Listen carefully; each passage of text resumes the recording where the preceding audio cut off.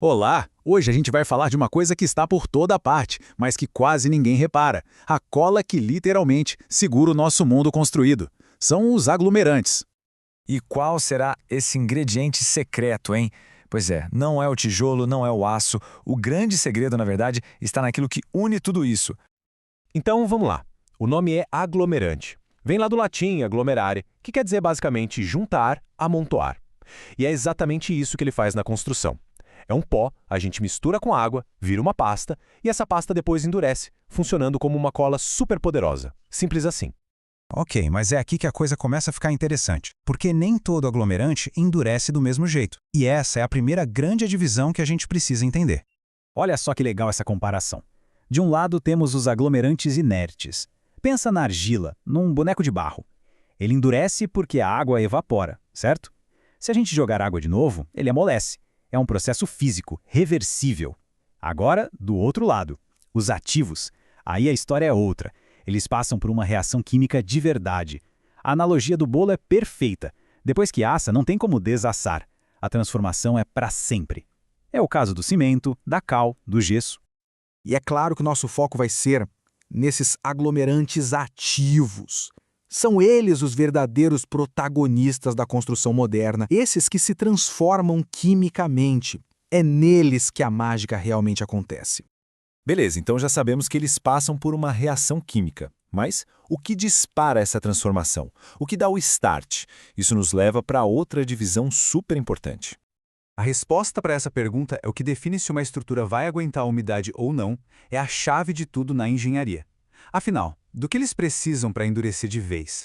E a diferença está toda aí. De um lado, os aéreos, o nome já diz tudo. Eles precisam de ar para endurecer. O problema? Depois de duros, eles têm pavor de água. Se molhar, eles podem amolecer, se desfazer. Já os hidráulicos são o oposto completo. Hidro vem de água, né? Eles não só precisam de água para endurecer, como eles, digamos, amam água. A água é o combustível da reação. E depois que endurecem, pode chover, pode inundar, eles ficam lá firmes e fortes. Tá, muito legal essa teoria. Mas e na prática? Onde a gente encontra esses materiais no nosso dia a dia? Agora vamos ligar os pontos e conhecer os nomes famosos.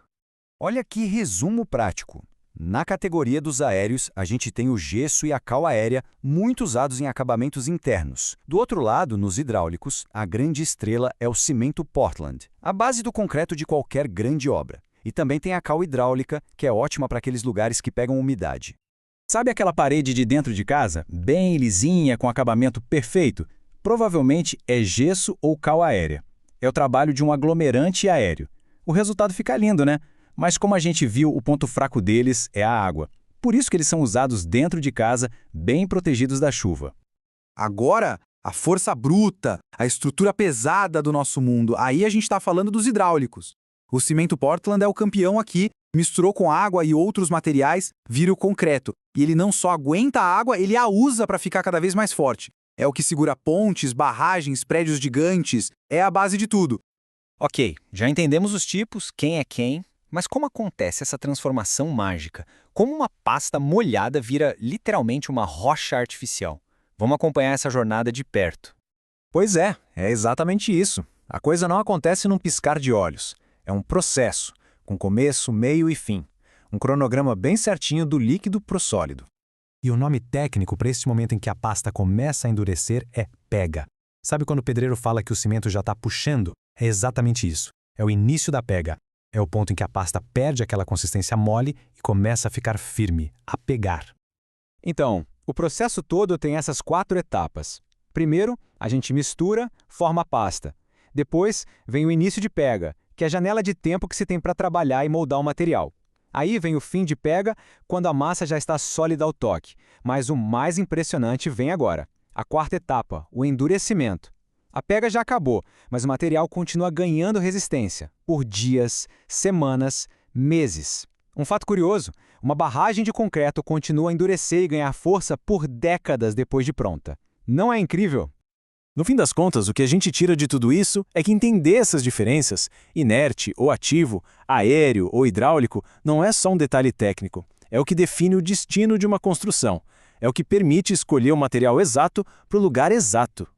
É essa ciência que garante que a parede de um quarto fique lisinha e, ao mesmo tempo, que o pilar de uma ponte debaixo d'água não se desfaça. Escolher a cola certa para o trabalho certo, isso, no fundo, é a essência da boa engenharia.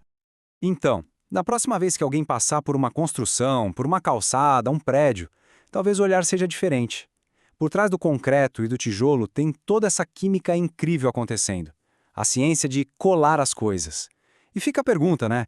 Que outras químicas invisíveis estão aí todos os dias, moldando o mundo em que a gente vive?